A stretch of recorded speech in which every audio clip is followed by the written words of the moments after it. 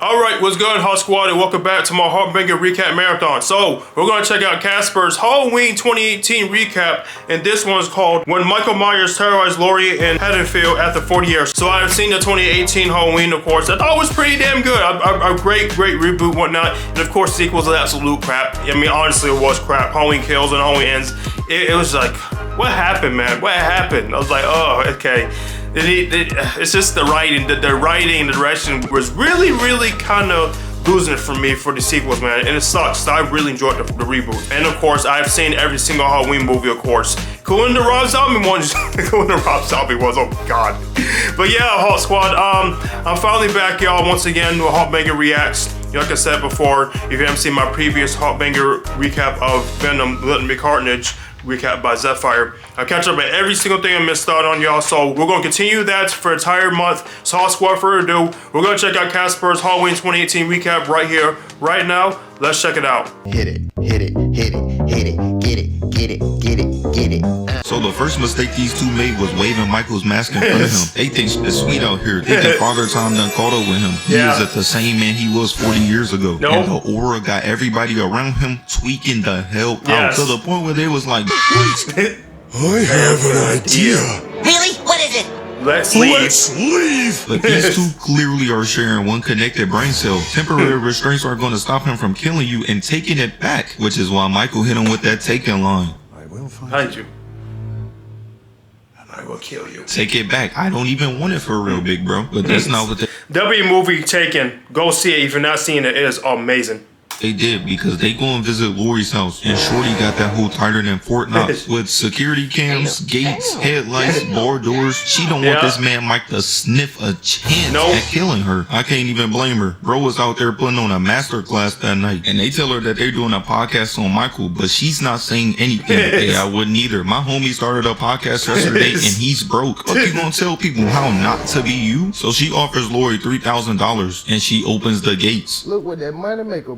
And they tell her that they there to speak about Michael. These niggas think they Ed and Lorraine Warren finna mess around and be a part of the infamous boogeyman story. Niggas be sitting around talking about Mike like he 2018 LeBron. And this is why podcast equipment should be unfathomably high, because bro was like, why don't you sit down with him? Say all the things you must be longing to say. Fuck is this therapy? He kills all of my friends. One of them was deserved though. Traumatized me for 40 years and you telling me to sit down and talk to him? Bro talking like this that Austin Powers nigga that got Forrest Gump tendencies. This is the shape. And Laurie tells them to leave, but not to forget that bread as they run to their deaths. And we cut to Laurie's granddaughter at school in the same seat as her granny. This the type of nostalgia I stay away from. Being even related to Laurie Strode would have been a sign for me. At birth I'm telling the doctor, put me back in that hole. I don't even want to be here for real. And while she's in class, she looks to the left outside, seeing her grandma, and she puts her head down. Yeah, I wouldn't acknowledge her either. Might end up on a Lizzo-sized T. We fast forward to Laurie training, because tonight is the night that Mike is being transferred to another facility. These motherfuckers didn't learn the last time he got transferred. Keep his ass in there, please. At some point, we gotta question upper management. Ain't no way y'all keep on letting this man out. Meanwhile, Laurie is sitting outside in a car watching him, and she starts screaming because she realizes that she'll never get her chance to finish him off once and for all. I'm crying. She really was out here like,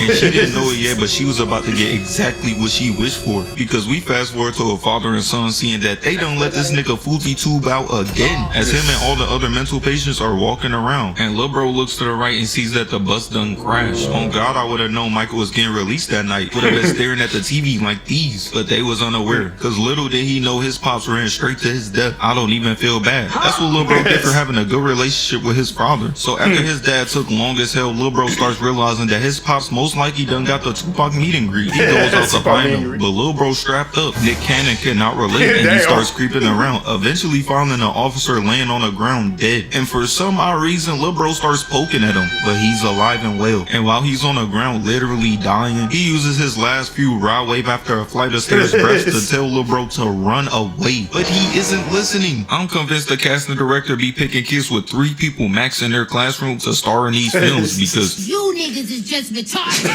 And he walks inside the bus looking around as Dr. Sartain throws up his hand and says, "Don't shoot," but Lil Bro blicks him. Only part I'm really mad about is that bro actually survived. I'm not gonna lie, I know a dick rider when I see one. Bro was doing world-class Olympics on Mike. He runs all the way back to the car trying to get the hell out of there, but he ain't gotta worry about anything. Mike don't kill, kid.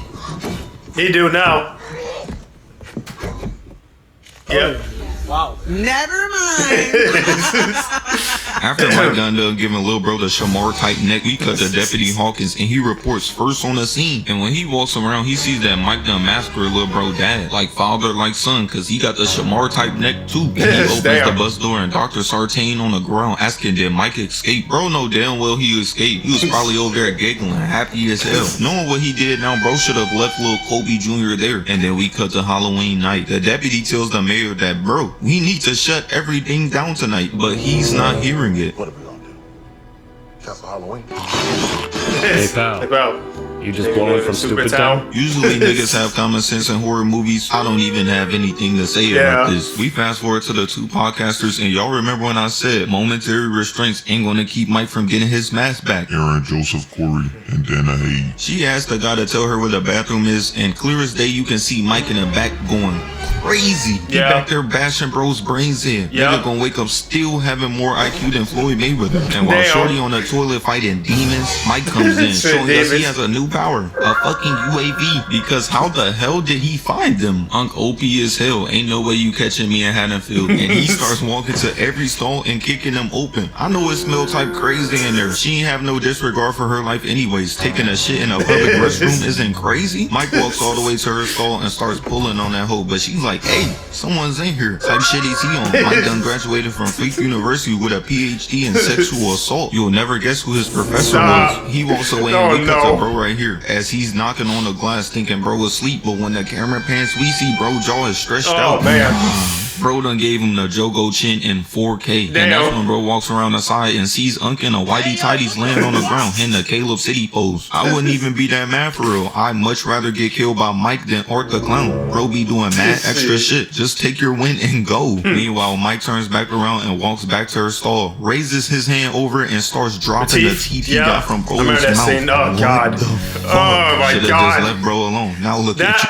That was an absolutely sick moment right there when Mike had dropped the freaking teeth under the that freaking stall that lady was. Oh my god. Oh, that was so nasty. You were about to die. He puts on her pants and tries crawling away to the other stall and screaming to bro to help her. But he ain't got his mic volume up. Nobody's hearing you, little bro. And she kicks Mike off and locks the stall. She in the worst place you could be right now. Trapped in a room with Michael is sick work. This is the equivalent of being trapped in a studio with Blueface. Both are gonna lead to your untimely demise. While she's screaming, bro runs in. He's a way better man than me. My girl in that position, she just gotta accept it. Ain't no reason for me to go too. He hits Mike with a crowbar. Wrong shit you coulda did, cause Mike grabs him and slams him against the door and throws him against the wall. And while her mans is getting his face caved in, nigga gonna come off that hole looking like Black Boy Max. She grabs the crowbar, so Michael starts putting on a spectacle. He want her to see this in 4K. Grabbing bro, throwing him against the stall door while she in that hole camping. See, that's why I tell my girl if I die, she coming with. I'll be damned if niggas at the funeral talking about he wanted you to move on. Nah, send me back. And bro can't even do nothing. He just gotta listen as she's getting a Rihanna treatment. Getting choked up against the stall and eventually snapping her neck. Never thought I'd see the day a nigga love choking more than Cap. This shit is not a competition, Unc. After he off these two, he goes to get his mask. That bitch be calling him like the Goblin Mask be calling Norman. And we got to Lori hearing the news that Michael is free. And she was not playing no games. Locking the doors, turning on a police radio. And at first I thought she was about to hide. But nah, this bitch finna go hunting. Is hunting Mike not crazy? She just saw Haddonfield's death wish right there. Meanwhile, kids are running around trick-or-treating and the biggest threat to Haddonfield is on the streets. Haddonfield got the fate of the world on the line and decided to get a mic to fucking YB in the mirror. Then to call a worldwide panic because nobody wants to hear this shit. These two Hall of Fame clay cleaners are walking down the street when they bump into Michael. And Lil Bro was like, My fault, OG. but Mike not worried about them. That's too much meat to carve up. He just turns to the right and walks to the garage. And I remember watching this like, is that an old lady? I know he's not.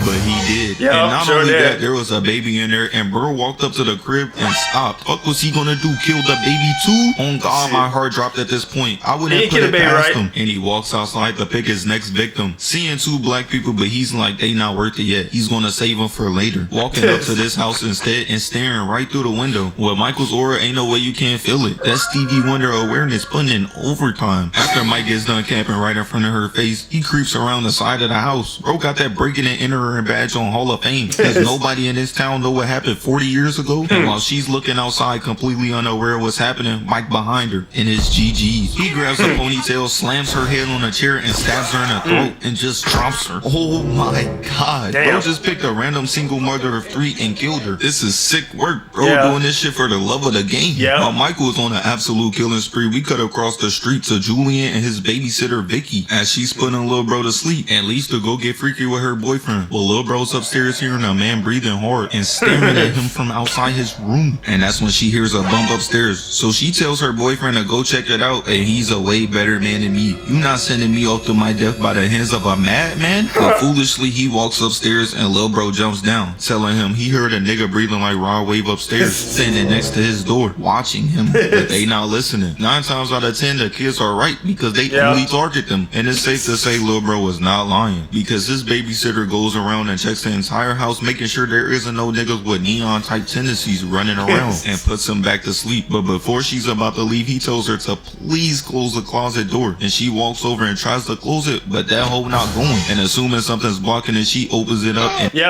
this part scared the hell out of me when I saw this. My God, this scared the hell out of me. it's Mike. He Out comes of around nowhere. and little bro like, the best Yeah. survival instincts in the whole trilogy comes from a little black kid. What a shocker. These other dudes just be standing around waiting for Mike to kill them. You Hannah Baker type hoes ain't fooling nobody. You wanted to die. She hits Mike with a chair and he eats that shit. Hit her ass with that.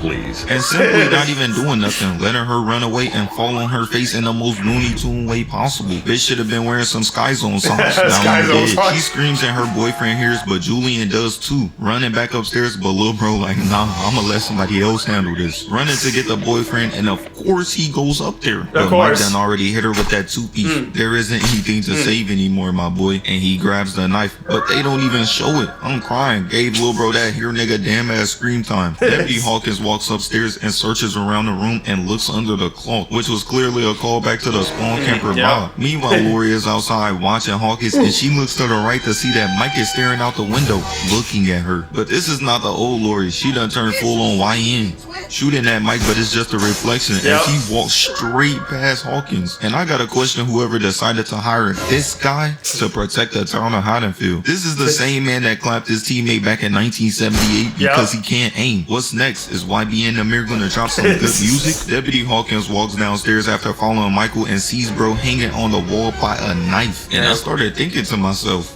man, what did he do to make that nigga that mad? All he was trying to do was save his shorty. If that's what he did to bro for saving his girl, I could only imagine what he do to Cap. Meanwhile, Laurie outside hunting Mike and she blicks him. But even with the raw wave nerf to his legs, he still manages to get away on his way to slaughter another person. These boys is playing. A person running around like this in my town, I'm moving out that same night. Meanwhile, this Hall of Fame stretch belly doing a great job of protecting all the fridges in Haddonfield is walking Allison home. But because her boyfriend Cameron cheated on her earlier, he finds this as the perfect chance to make his move. But that shit lasted as long as James' son's career, all of a literal 3.9 seconds, because she pushes bro right off. The definition of scaring the hoes away. He's like, you not with Cameron no more, and she's like, that don't mean I want to be with you. I know that hurts. Time to take that spaghetti out of your pocket and pick up a dumbbell. And she leaves him there. And while he's yapping about how sorry he is, Mike shows up in the background and he turns around thinking it's the owner of the house. And Mike just sitting there listening to bro. Worst therapist you could ever have. After saying he's gonna leave, the light turn off and they turn back on, but he's gone. And Lil Bro turns around and Mike is staring right at him. And it's GG's for bro. Because the lights turn off and they turn back on. And Mike stabs him. And he runs away screaming to the point Allison can hear him. But she thinking he trolling. But because his costume is caught on a gate, he can't get over it. Might as well kiss her life goodbye. Bro, you wasn't making it over the gate anyway. And Mike starts walking him down, stabbing him in the back, turning bro's lights off literally.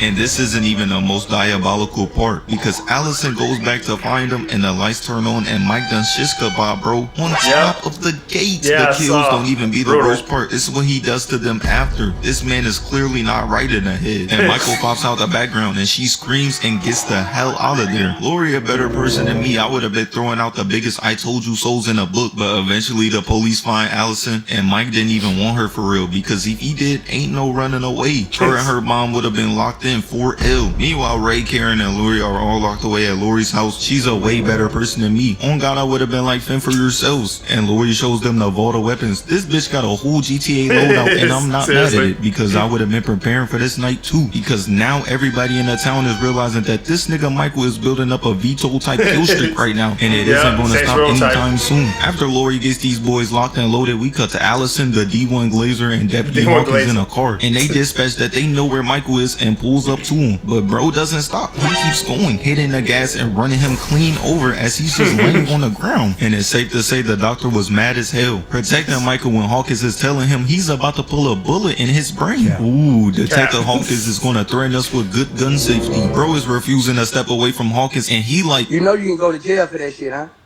What? Ride a nigga dick with no license? And pulls out a pen with a blade attached to it, stabbing Hawkins in the neck, and while he's laying on the ground, stabs him 2 more times. Hell, get off that nigga dick, bro. What is he doing? And he's like, so this is what it feels like, and starts caressing Michael's face. I'm not gonna lie, bro, this amount of dick riding making me uncomfortable. What if you put this amount of energy into your literal job, and then this happens? Yep.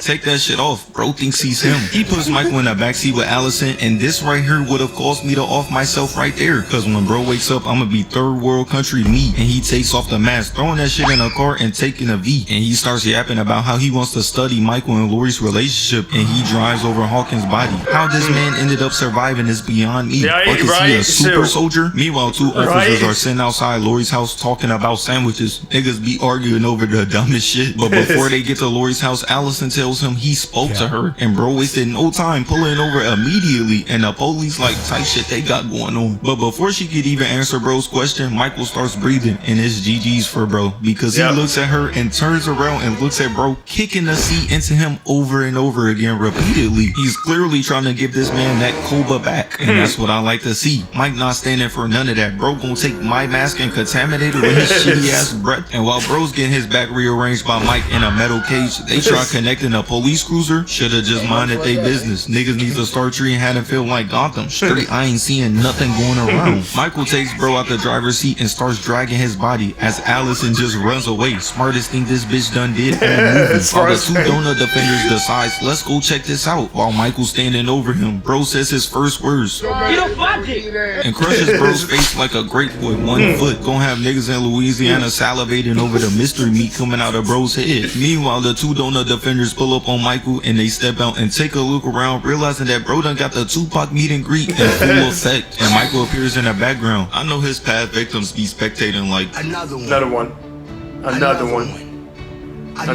because this man is on a killing spree right now. But it's safe to say these boys going too, because in the exact next scene, the police cruiser from earlier arrives at Laurie's house, and Ray, with all of his Floyd Mayweather type brain cells, calls out to them asking if they found his daughter. But nobody's saying a thing. That right there would have been a sign for me. Let me just turn around and go back in the house. But as soon as he gets closer and closer to the car and opens the door, he sees that these boys are dead. Mike done turned the other officer into a damn jack-o'-lantern. Bro waited 40 years for this. Nigga wanted to display his artistic abilities, while bro is completely unaware, freaking out. Mike pops up behind him, and I was like, finally! And Michael starts strangling him with a belt and chain, so he lets off a shot that Karen and Laurie hears, and her husband is getting greased in front of her, and there isn't anything she can do about it, as Michael just snaps his neck and leaves him there. And because he fired a shot, Laurie comes downstairs locked and loaded, calling out for Ray, and she looks out the window and sees Michael. She tells Karen to go camp him downstairs while she handles the light work that is Michael Myers upstairs and puts her back to the window. But when she looks outside, my son is gone. Who gave him these powers? Bro out here moving like a young Kratos. And Mike punches his hand through, grabbing her face and dribbling it off the door. Damn. Doing this in my own home is crazy. Type of nigga that go in your fridge and make himself a sandwich. Michael turns around, giving her that Diddy special, about to choke her out. In a minute, all she about to see is his past kills. Shit gonna be looking like when Aang re-entered his wound Azula gave him. And he's seen all the past avatars, because Michael's KD right now is fire. And then he lifts her up, got her feet dangling, and she lifts up the shotgun, blowing Mike's fingers off, eventually getting out of there by a literal hair as she runs downstairs to meet up with Karen. But Mike was like, come up here and face me, as you can hear his Hacienda type footsteps creeping throughout the house. Shit's up there sounding like bombs going off. Laurie tells Karen that she may have thought this was their cage, but it was his, sending shots throughout the ceiling as it sounds like she hit him. But Mike up there trolling, because as she walks around the house trying to trap him in, he leads her to the closet where blood is. But it's just Ray. Bro, how? This nigga gotta be a super villain. You telling me he somehow tucked bro in there in a matter of seconds without making a sound? Nah. And she turns around looking behind the mannequins and he pops out. Bro is really camping behind that hoe. Like I said last video, elite camper. He grabs the gun, pressing her against the wall and starts choking her out, but she grabs his mask. Anytime somebody touches that hoe, he get war flashbacks, but she should know, don't fuck with the drip. She pulls out her knife, goes to cut him, but he leaves it, blocks her punch, and uses her hand to stab her in the stomach. On God, that shit not working on me. Anytime I seen Michael, I would have hit him with that, hey Michael, is that Judith behind you? And he would have fell for it every time. He grabs her by the throat, so she bites him. Fuck is we doing now? Mimicking raw wave daily acts. We know he eats, we can clearly see. So Mike grabs her by the face and throws her ass off the side of the building. He's just standing over her. I'm glad they went back on that sibling stuff. Doing this to your own sister would have been crazy work. And that's when Allison comes in the house. She didn't see those two dead officers in the driveway. This whole family got straight CTE. And Michael turns around to see that Laurie is gone now. I know bro is mad as hell, thinking this bitch done stole my move. And Mike goes downstairs to press the daughter and the granddaughter, breaking the table above the cage. And the entire time she's saying she can't do it. So Michael comes in and she was like, as he just drops and Laurie appears in the background. Who she thinks she is? Ain't this the same girl who got her friends clapped 40 years ago? And Mike was thinking the same thing, because he eats the cuts to the arm, shit was baby food, and gives her the Chris Brown special, slapping her against the wall and hits her in the back with a fire poker. I'm not gonna lie, Mike, that's a little too far. Bro so mad he's turning into a woman beater. The Charlotte Hornets recruiting him as we speak. Laurie grabs some shit Steph Curry is hoping Aisha Curry will never touch again, and cracks Michael over the head with it. My son gonna wake up with 2 working brain cells, and that will still be more than Floyd Mayweather has. She hits him one more time, making sure that CTE really sets in, and he falls into the trap with Allison and her daughter. She was down there screaming like nah, because she knows when Mike shakes those baby ass hits off, they're dead. So they all run upstairs, and Michael gets her right in time, grabbing Kira's leg and dragging her down. So Allison sees Michael knife in the corner, and she was over here playing. Shit was taking mad long, not gonna lie. You don't want to save your mom? But she grabs it, stabbing Michael in the chest and cutting his hand, making him let her go. And they kick his ass down there and trap him in. And this is where we found out that this was never a cage. It was a trap for Michael. Because Laurie grabs a flare and sets that bitch ablaze, while Michael is just sitting there staring at them menacingly as they make it out safe on the back of a truck. But y'all know this ain't the end. Nope, sure ain't. Alright. That we recap Casper. Oh man, that we recap Casper. This was great work. Great work, great work. So I can't wait to see part 2 of your Halloween recap. Well, Halloween Kills recap, by the way, is a sequel. But yes, I'm definitely can't wait to see that. So HawkSquad, that is my conclusion of my HawkBanger recap reaction to Casper's Halloween 2018 recap. So Georges, please hit like button, means a lot to me, comment, share your thoughts. What is your favorite Halloween movie? Have you seen the Halloween continuation trilogy? And what's your thoughts about it? So HawkSquad, I'm gonna have to call it quits for today because I am tired. I got from work and I have one more homework assignment I had to get done. I had to find person to get done for my science class, which is a damn shame. But it's my last assignment and I'm officially done with the entire semester for the month. So I will be dropping HawkBanger reacts every single week until Christmas and New Year's. I will continue that because I'm going to be off that time. So HawkSquad, this your man Taurus Hawk sign out for today. I will see y'all tomorrow, Saturday, for the rest of the HawkBanger reacts this week. Safe out this guy.